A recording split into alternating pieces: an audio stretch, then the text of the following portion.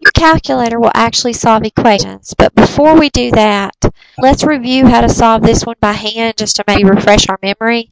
You should be very, very good at solving equations if you've gotten this far in algebra. If you're not good at solving linear equations, you need to make sure that you see a tutor because it's very important that you get this. Remember, in algebra, you want to start on the left or the right-hand side and simplify as far as you can. So on this side, we're going to distribute, and we're going to have 2 times 5 is 10, and 2 times negative 3x is negative 6x. On the right-hand side, we have a subtraction sign, but we can use it as a negative while we're distributing. So we have negative 3 times x is negative 3x, and negative 3 times 2 is negative 6. We can combine the terms on the right, so 8 minus 6 is 2, so we'll have negative 3x plus 2. On the left-hand side, everything stays the same. We don't have anything we can combine. Now we want to start getting variables on one side and constants on the other side.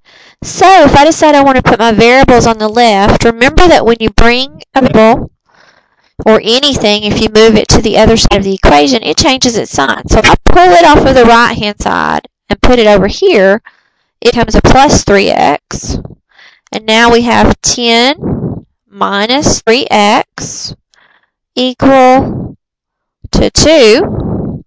If I bring the 10 to the other side, remember if I pull it to the other side, it changes its sign. So if I pull it from here, it's going to be a negative 10. And 2 minus 10 is negative 8.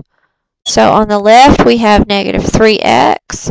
Remember that in solving linear equations, the very last step is to divide, and you always divide by whatever this number is. So for our final answer, we have x equals a positive 8/3. Now that's just reviewing, doing it by hand. We're going to talk about how to do it on the calculator. What we want to do when we put it on our calculator is we want the left-hand side of the equation in the calculator like we're graphing it, and we put the right-hand side in the calculator like we're graphing a separate equation. So if I pull my calculator up, you can see I've already done that. This is the left-hand side of my equation. This is the right-hand side. I just hit y equals on my calculator to pull this screen up, and then type what was on the left here and what was on the right here. So every time you have an equation, the left goes in for y1, the right goes in for y2. Let's make sure, remember how to check and make sure that your window is in the standard window. We're going to hit zoom, and we're going to go down to standard just to make sure everybody's graph looks the same. And when I do that, both of my lines are graphed, and notice I have an intersection right here. What you're going to do is you're going to figure out where that intersects. That will actually be the answer to this problem. So what you're going to do is you're going to hit second calc. That's the calculation button on your calculator. You're going to go down to number 5, which is the intersect. It's going to say first curve. All that means is this cursor blinking on one of the lines. And it is, so you hit enter. Now it's blinking on the other line, so you hit enter. Then it's going to say, would you like me to guess? See, that's what this means here. So you're going to take your cursor and move it to where you think it's crossing. And you're going to hit enter.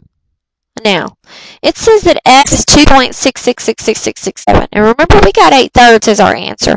Most of the time in the back of the book, the answer is going to be in fractional form. So what we want to do is change this to a fraction. We are going to go back to our home screen by hitting second quit. And we were trying to figure out the x value. That's our variable. So whatever, even if our equation has a p or z in it, we're still using x. But I want to change that x that's stored in the calculator to a fraction.